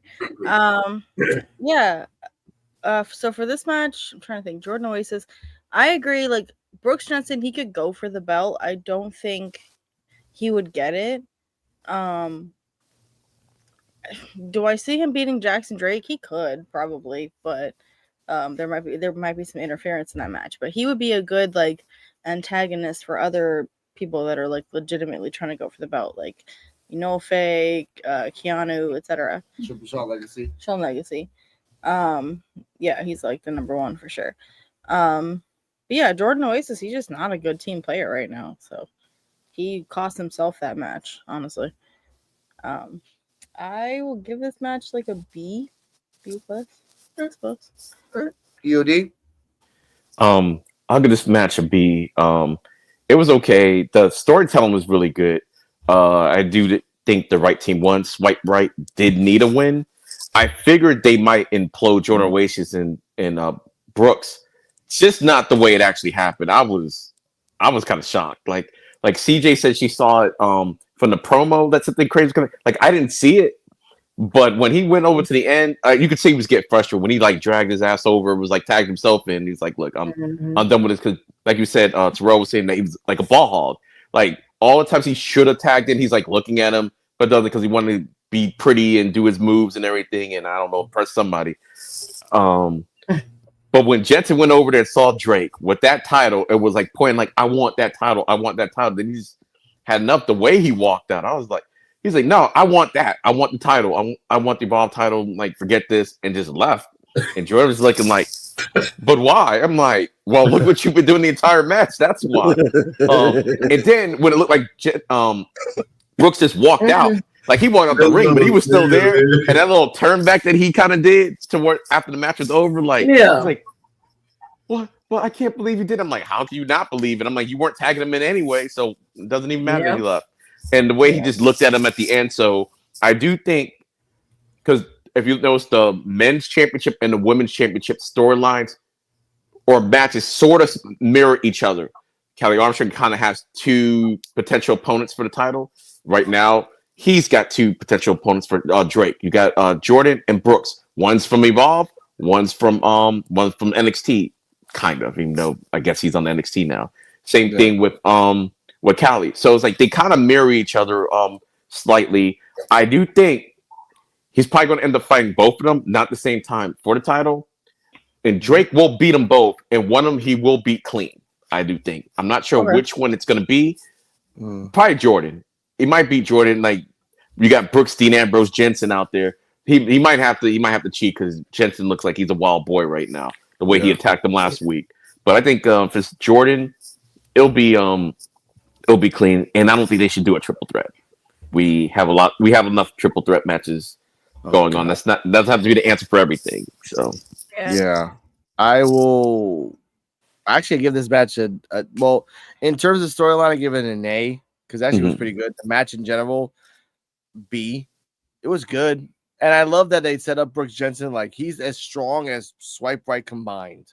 He went in there and destroyed Swipe Right by himself. So that and I saw Jackson Drake's like, oh shit, this guy's actually stronger than I expected. That's not good. So imagine him in a gauntlet match. That would be good. This Sean Legacy long range storyline is going on the fact that again I think he's gonna beat Keanu Carver by a roll up or some weird technicality, he might still win by like ref stoppage because Keanu Carter's like, I'm just gonna beat you till you lose. Which then someone will tell him, you keep doing this, you go down the ladder. You don't get a championship shot.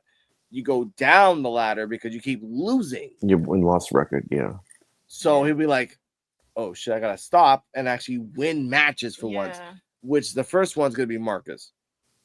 It's gonna be Marcus. It's gonna be Marcus after Keanu fights Sean and loses his path.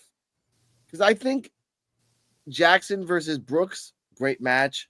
It might not end clean, which protects Brooks and protects Jackson.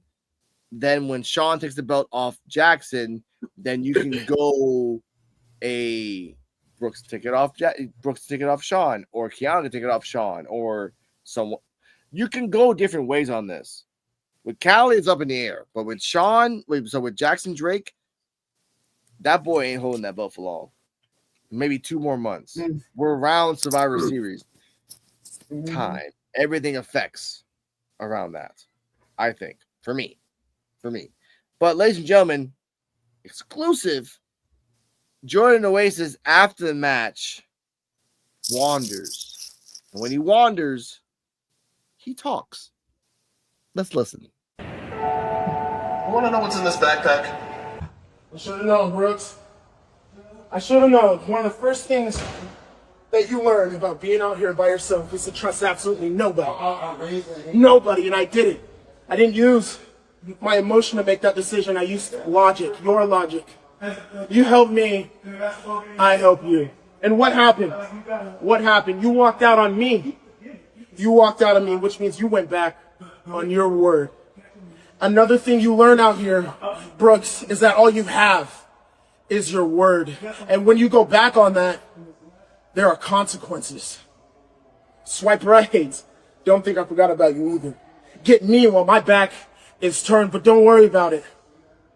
I'm not worried about it. I'll take care of you too, because you guys are only in the way of what I really want, Jackson.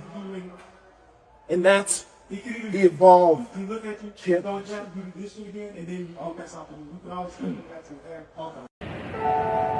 want to know what's in this backpack. Now, I guess he doesn't understand wrestling rules because we just explained that because of his own shortcomings, he lost the match. He doesn't see that in that way. He just wants Brooks Jensen to swipe right. So EOD 33, your thoughts on him calling out Brooks and calling out swipe right? And Jackson. Well, okay. He's right with the ultimate goal, get the championship for Jackson Drake.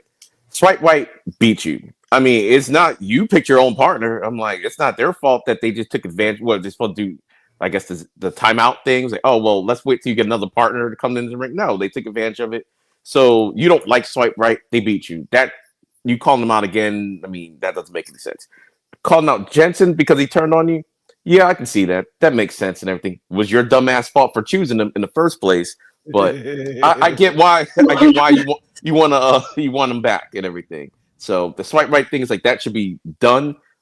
They beat you. There's no reason to revisit that.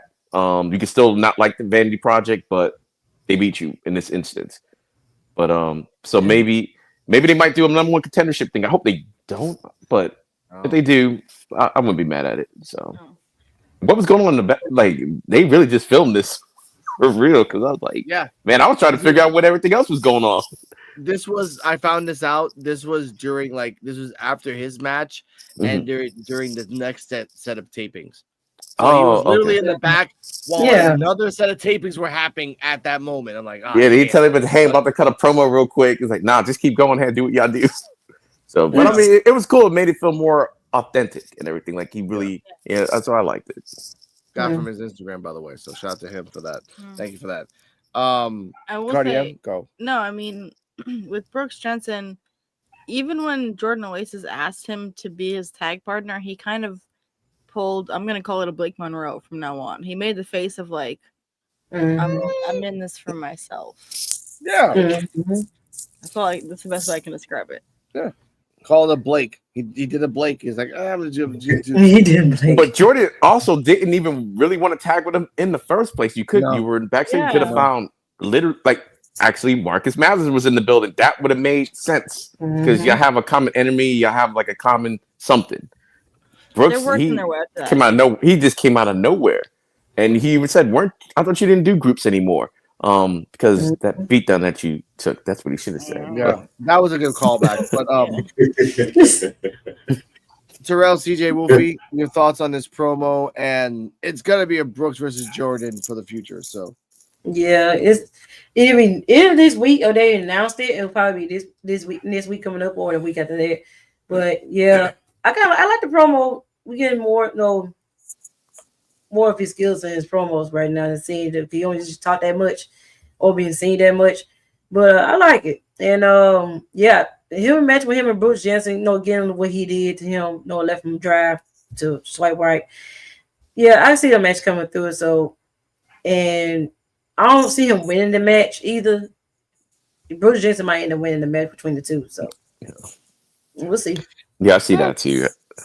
Yeah, I see that. Terrell? Mm-hmm. Yeah, it was pretty decent. I liked the promo. It was it seemed more of like a more natural. It seemed more natural. It did seem more natural because like how EOD said, it was like other people like in the background talking to the distance and stuff like that. So it just seemed like somebody was just like TMZ or somebody like saw him like, hey, hey, yo, Jordan, hey, yo, how you feeling after the match? Like that's how I kind of felt. Yeah, and he was just spilling his guts out, just telling everybody how he felt. But I do feel like I wish he would talk more of like, I don't know if anybody ever played like Ghost Recon or anything. I just wish he would tap more into like a militant type of mind. Ghost Recon, that's my game. Actually, yeah, not militant, but more like more like a. It's like, yeah, he out there. Where places I've been, I learned that you can't trust anybody. But I'm gonna tell you, Brooke, I'm gonna kick your ass when I see you next time. Yeah, believe that. And you think you're gonna get that title? You ain't getting it because I need it. He probably shouldn't say any of that because he makes poor life decisions because he's not beating Brooks. He does. Like calling him out like that. I'm like, man, I think about it. You got to call him out. You're not going to win though, but you got to call him out. Here's the thing that they should evolve from the main roster. Jordan Oasis can do like an AJ Styles type of thing where Brooks Jensen is in the back and then Jordan Oasis is there disguised as somebody else, and not really disguised. He just needs money, so he's working as security. He's working as a janitor. He's working as catering because he needs a fucking job. They did that with AJ Styles. Oh my god! They do it, Jordan, but yeah, they even doing it with they doing it with Lexus King. Like Lexus King is like doing sound check or something. Since he got beat by Miles Bourne, he thought somebody called him. I'm waiting for that. I don't know. I still think Oasis is secretly rich, and that's why he's a nomad because he doesn't actually have to worry about money. He just want to give all the luxury behind. Just want to do his own thing. That's what I think. Yeah. All he needs, minimalist. All he needs is someone's like, oh, he needs some money. He's like, he just opens his backpack. Yeah, it's like a rack. Yeah, he's like, I got money. I just all he needs is that. Just one, like, boop. That's it. I went to Vegas. Maybe that's what's in. Maybe that's what's in the backpack. That's what's in the backpack. Like Alex said, he probably went to Vegas and just won big and was like, yo. He was out there with Luca Crucifino was out there in Vegas. We were out there at the same time. Yeah. So y'all remember the stories, right? Of Mick Foley. How Mick Foley would refuse to get a hotel room. He got all his money, but he's just gonna sleep. He gonna sleep in the hallway. Like he gonna sleep in the lobby. For real. Yeah. Like, bro, just you got money to get a room, just go get a room. He said that's how he got money to get a room by saving that money. I'm fine right here. They're not gonna let you sleep. I don't bother him. That's Mick Foley. Don't bother him. He could he could. Yeah, that's Mick Foley. He can sleep on the couch in the lobby. It's cool. He ain't got to pay for a room. All right, yeah. He looked like a crazy bum. Yeah. Like, bro, you walking around with $100,000 and you ain't gonna take a hotel, Mick? For real? You just gonna sleep in the lobby? You was sleeping Now, the it's kind of crazy with going on. No, that's the thing that makes Jordan Oasis so entertaining is we don't really know his background, so No, all we we can don't. do Yeah. is speculate. That's it. He probably is secretly rich, like that. That makes more sense than him being broke, because he never said he was broke. He's like, I'm just He a didn't. traveler. No, I live he on didn't. buses. Then when he debuted, they said he was went to Rikishi school. He's kind of been doing this for about 10 years or so. So it's like, Yeah. you know, they never said he was broke. That's the only thing we know about him. And with the Vegas thing, he could say like he went to Vegas because he heard there was like a free buffet. Walked in there, found a coin. Once, no, not even that. Like he was gonna keep the coin. Like I'm not gonna waste this money. I can use this free to make get some food later. Someone pushed into him by accident. The coin went up into the air, fell into a slot machine, and someone bought. He won $1 million. Oh, yeah, gonna Cameron Grimes him. That's crazy. All of a sudden, Cameron Grimes is rich too. He's like, damn, I was saved that quarter, but still. You're describing the opening scene of that movie we saw. It was like Empire Records. Oh yeah. If anyone sees that movie, it's Well, I haven't seen that movie in years. I've been showing it was Cardi just M this all these one old character movies. that had random luck. Like he goes into casino and just Touched a lady, and a lady found a coin, and she won a jackpot. She touched. He looked at another guy like, "Hey, it's gonna be 22." Like, what do you mean? What? Boom, 22. So, but then it faded. It faded. But with Jordan Oasis, I want you. I know you're not gonna listen to this, but if you do, please, sir, focus on your sneaky tactics. Dress up as a janitor or work as a janitor, and really, like, look, if you're gonna pick, if you're gonna attack Brooks Jensen, just don't wait till he walks into the no, just like really set your traps.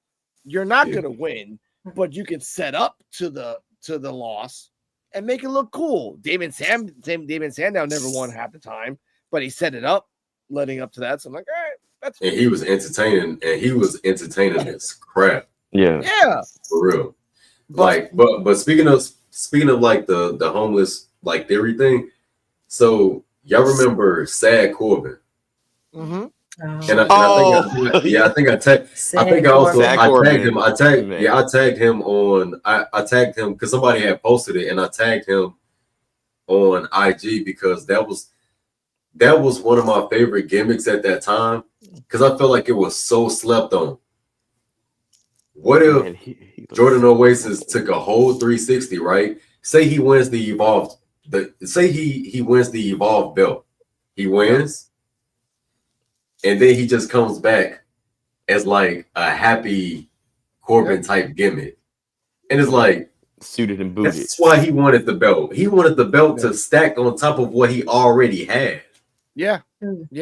Like he can. So now that he's champion, now he's more comfortable to be like, yeah, let me put down for a house. Let me put down for, Yeah, like he can get deeper than that. That he like the second he got the belt, the next week he bought a house, and the commentator's like, "Wait a minute, even if you won the championship, you don't have enough for a house. Where the hell did you get that damn money? What the fuck?" Yeah, and then like everyone else is like, your first paycheck as champion, you buy a house. That's impossible. Or some shit like that. No, it's like, and then Robert Stone's like, he bought a house next to my house. He bought 2 houses next to my house. They should my say, kids look, want to hang Crispino's out his lawyer. now. Yeah. Like he secretly was in charge of his funds and everything. So, because he is a lawyer, he was Tony's fixer. He invented Bitcoin. That's why he's walking around because he can't stop it. When he's like Bruce Banner in the Incredible Hulk. He can't stop because the government's after his ass. That's the whole thing. Jesus Christ. I can't tell whether it's sad or funny, but honestly, his whole gimmick reminds me of videos I've been seeing online occasionally where people are like, every day they document like, oh, I'm working XYZ to save up, for a house, and it's like I made this much today, and then like out of my goal of like 60,000, I made 500, like whatever. Yeah. I could see Jordan Oasis being that type of like, documenting like saving up for a house. So I don't have to ride around in a Greyhound every day. This. Oh my God! I will say this now to end this segment, ladies and gentlemen. I will say that Jordan Oasis needs to watch the Incredible Hulk classic movie show, so that every episode he trains like Rocky Balboa. He has to find chickens. He has to pick up giant tires to make money. That's how he trains in order to get stronger. He has no money, or he does have money, but he's too cheap to go to a gym. So he's doing the Bruce Banner. Like every episode, he would just do something to benefit himself. If we see him on the steps of the Philly Museum like Rocky, I'm gonna lose. With what? With a hat saying I need money? No, just like he's training. Like Buddy. this is my training ground. I took a bus to Philly to do the steps like Rocky, like you just said. So he stopped I would halfway. He's lose like it. he stopped halfway and put a hat out and like I need money to get to the end of the steps. I'm too tired. What's in my back? Anyway, ladies and gentlemen, ladies and gentlemen, as an overall rating, EOD 33, what was the episode for you as an overall rating, sir? For me, it was a B. Overall rating is a B. Okay. Damn, I like that. All right. All right. CJ Wolfie Terrell, overall rating of the show. B plus. The plus is for that tag match. Yes. Terrell? Yeah, I'm say B plus for the Brooke Jensen meltdown. Yeah. Yeah. Damn. All right, Cardia. No, that's a good point. I was gonna give it a B, but if I gave it a plus, it would be for the comedy as a whole. Enofe and everything else that happened on this match. Yeah, it was a funny episode. Yeah, it was. Yeah, it was really fucking funny. B plus for Enofe comedy with the booing, the tag match, the continuation of Kendall and this one, and Wendy, and Chewie having new clothes. Technically, sort of, I guess. I don't know. But B plus. I want to see next week. I want to see more Holloway. I want to see Marcus Mathers. I want to see Keanu. I want to see. It's gone. It's exactly. I want it back. EOD said it. There's no more tournament. Bring them back. You guys don't like him, so it's funny, dude. Like it's gone. It's gone. It's gone. Like, It's gone. Idiot, dude. I love him. Do we have NXT all these serious motherfuckers and everything else? No, dude. We need some jokeful. Like we need a gay guy. You always that came need back comedy. That one episode. Bring his ass. Yeah, him too. Oh, it's He's part of the ID program. Talking about Aaron Royce. Royce. Yeah, that's his name. Royce. Come on, Aaron Royce. Bring Aaron Royce back. Bring Aaron Royce back. They did. And they brought it up again. They brought this be like Aaron boy. Royce and this guy. I'll be watching his they actually matches. brought I'll be him up. watching his matches. Yeah. Yeah, ain't something else. I swear they sent him. I just like They said he the reminds me of like someone from the Ginyu Force or something. Yeah, something like overly flamboyant, but like he's just there because he's special with something. But we almost got running out of time here. I want to say thank you, EOD33, for passing by once again and gracing us with your presence and honor. Please tell them your socials, which I have actually for the future of everyone that's want to check this out. Apparently, YouTube doesn't like it when you don't put the HTTPS /line. So you got to put that out there. I don't know why, but anyway, that link, Mr. EOD, your description and your link is in the description. So take it away. All right, it's Linktree /Ndays33. You can find me on YouTube at EOD33 Wrestling Hub, but all my socials are under the Linktree thing, so there's a bunch of them. So go check it out. Yeah, it is. CJ Wolfie Terrell, both your link trees are in the description with the HTTPS /line. So please tell me your socials. Yeah, you can get all my socials like Facebook, TikTok, YouTube, Instagram from Linktree /CJ Wolfie 15, and you can check it out from there. Yes, and you can also check me out on YouTube under For Real Terrell Gaming or For Real Terrell Music. I have 2 channels. And you can also check out my Linktree as well. Linktree /For Real Terrell. Oh yeah. All right. Cardiam, nice. Tell them where they can find you. You guys can find me. My YouTube is the Nour Project. It's NOUR Project. And then on Instagram, it's Kardala Muhammad, KARDALA MOHAMED. That's for my Patreon too, and I also do like Canva graphics and astrology content. So if you ever want to see anything from me, or I can give you guys something, just DM me, and I'd be happy to talk to you guys. So now, Saturday, PWF presents Hulk Hogan, hero or villain? Comprehensive study on the life and times of Hulk Hogan / Terry Bollea. We will separate his life and his accomplishments separately. I will say this now. Viewer discretion is advised, motherfuckers, because I have no remorse for Terry Bollea. We're going to call it the Terry. We're going to call it the Terry Bollea iceberg. Yeah, because I'm going deep, and I hope and I pray on the wrestling gods that Joe Biancio can pass by on Saturday. Yes, I will also ask Krishan the Don from the Misfit Nation podcast / the Kayfabe Cartel to pass by on Saturday, see if he can, to really talk about his life, his legacy, and the ups and downs of Terry Bollea. I don't think he'll be there. I think this will be a guy show. You guys. It'll probably be a guy show, which is fine. And I want to say this now. I only have like 4 minutes left, but I want to say this now. So condolences to the family of Terry Bollea. I want to say this now.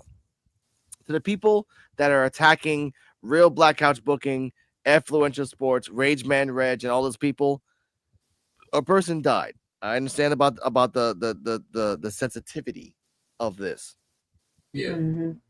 But this is a 2-type person. This is Hulk Hogan and Terry.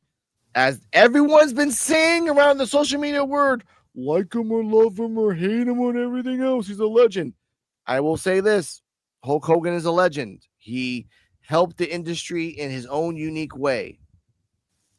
Saturday. Get really close to the camera. Saturday. Terry. Woe to you, sir. Now, welcome back to the Evolve podcast. I want to say thank you for guys for passing by. We'll see you guys next week for episode 22. If Evolve fixes the freaking problems with the episodes, if not, we're gonna watch it on. We're gonna watch it on third-party proxies. Yeah. Stay healthy, stay happy.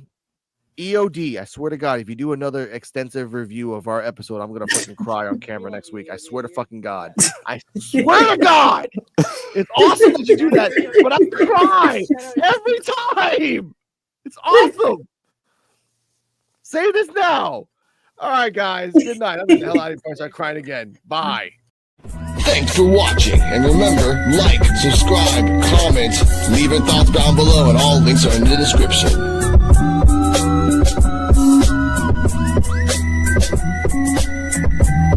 See you next time where we can evolve together.